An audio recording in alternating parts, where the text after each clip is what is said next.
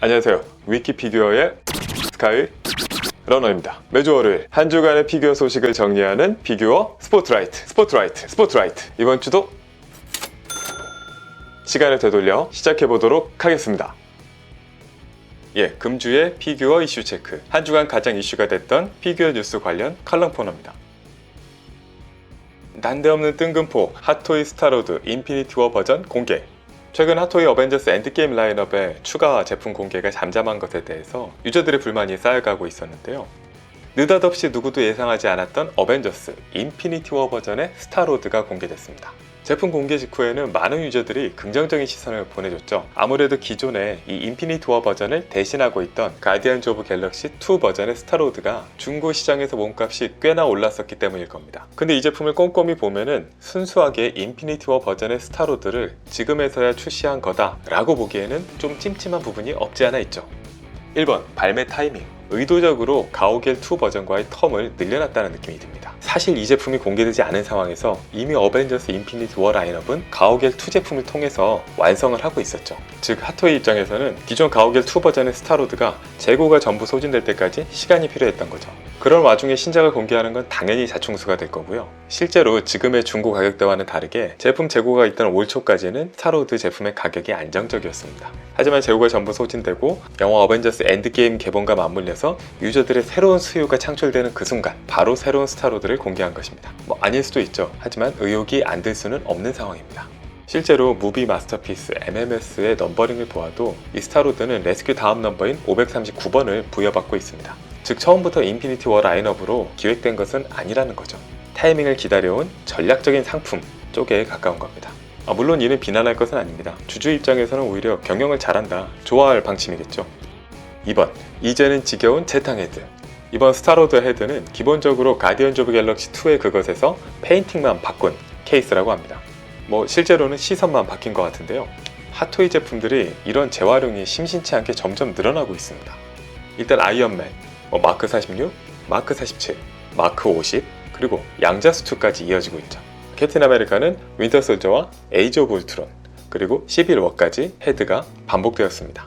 스파이더맨도 마찬가지죠. 홈메이드 수트, 홈커밍, 아이언 스파이더까지 똑같은 헤드를 사용했습니다. 오히려 비중이 적은 블랙 위도우, 호크아이 등등이 여전히 시리즈마다 새로운 조형을 채택을 하고 있어요. 이런 걸 보면은 상품성이 떨어지는 캐릭터에 오히려 더 정성을 가미하고 이미 잘 팔릴 캐릭터는 적당히 재탕을 하는 그런 생각이 들기도 합니다. 3번, 구성과 가격. 인피니티 워 버전의 액션을 연출하기 위해서 여러가지 이펙트 파츠들이 추가가 됐습니다. 하지만 본체만 보면은 이번의 스타로드는 가디언즈 오브 갤럭시 2 버전의 마이너 그레이드에 가까운 모습입니다.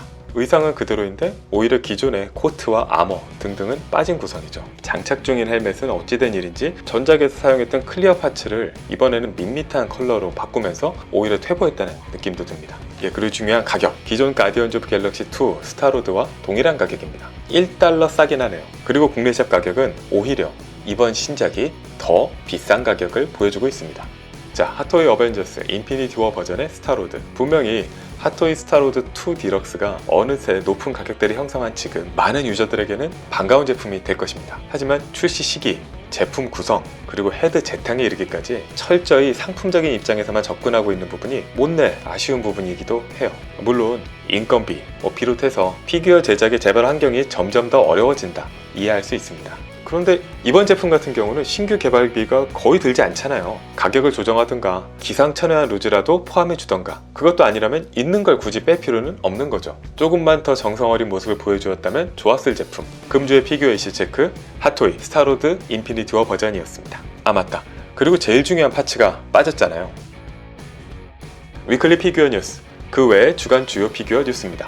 가격도 역대급, 예약도 역대급, 메탈 스트럭처, 뉴건담, 마블과 어벤져스가 점령해온 금년도의 피규어 뉴스. 하지만 이번 주에는 그에 못지않게, 그 이상으로 화제가 된 제품이 있었죠. 바로 반다이의 해체 장기 메탈 스트럭처 뉴건담입니다. 1:60이라는 스케일로 기존의 건프라 중에서도 퍼펙트 그레이드와 동일한 스케일입니다. 설정상 뉴건담이 또 큰 편에 속하기 때문에 전체적인 크기는 약 40cm가 좀 안 되는 정도라고 볼 수가 있겠네요. 이 메탈 스트럭처 뉴건담에 대한 전체적인 인상은 그야말로 반다이가 그동안 만들어온 초합금 그리고 로봇 피규어의 결정판이라는 느낌입니다. 적절하게 재해석된 프로포션은 로봇톤과 메탈 빌드의 중간선인 것 같고요. 풀 해치 그리고 라이트업 기믹은 퍼펙트 그레이드의 건프라를 연상케 합니다. 정비적인 모습을 테마로 한 이 베이스와 공개 사진은 기존 반다이의 포메니아 버스트, 그리고 어른의 초합금의 엔데버호 등을 떠올리게 하는 부분도 있죠. 기존의 반다이 특유의 장점이었던 금속을 활용한 고급감, 그리고 무게감에 더해서 약 2,000개에 달하는 엄청난 수의 부품 분할을 강조하고 있습니다.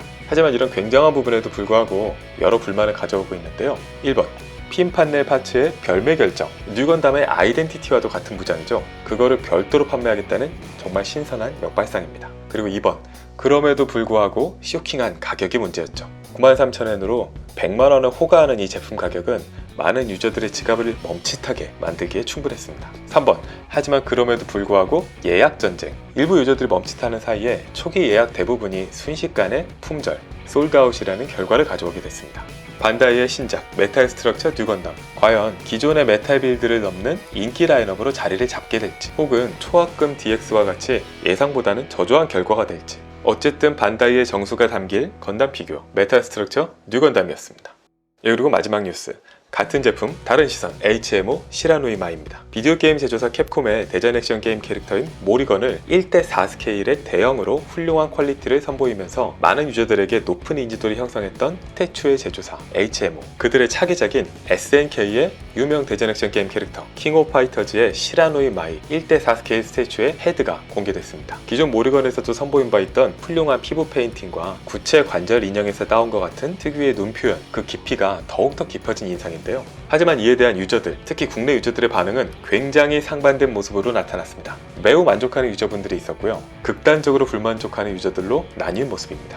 그리고 재밌는 점은 이렇게 나뉘어 있는 것이 커뮤니티별로 나뉘었다는 점이죠. 물론 이것은 여러 가지로 해석할 수 있습니다. 그런데 아마도 이 피규어에 대한 기대치가 어디에 있느냐가 중요한 부분이었을 것이라고 생각이 드네요.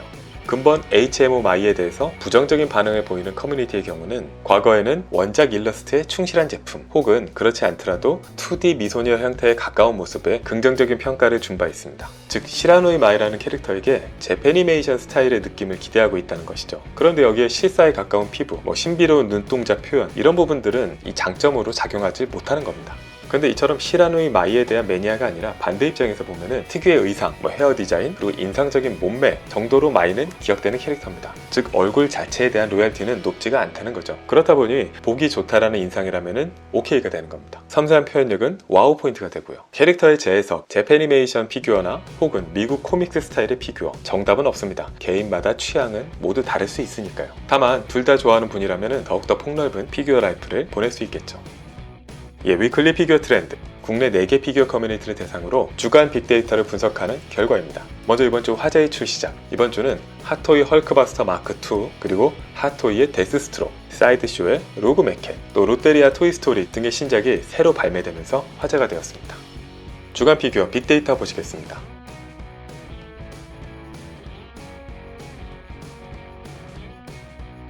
이번 주에는 전주보다는 조금 줄어들은 627개의 게시물 버즈가 있었습니다.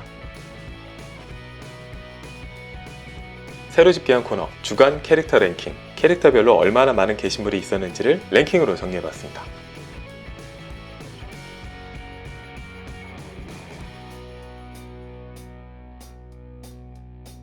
커뮤니티별 세부 데이터입니다.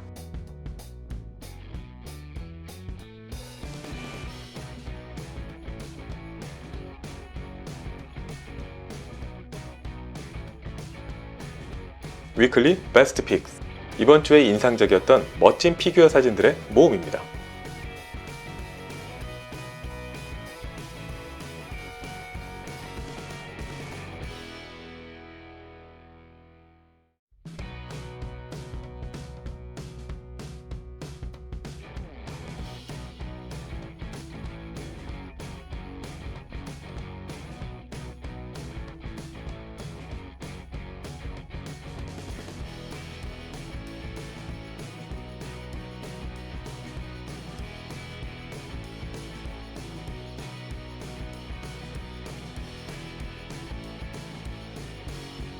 이렇게 이번 주 여러 사진들 중에서도 가장 인상 깊었던 피규어 그리고 사진의 조합, 베스트 오브 더 베스트.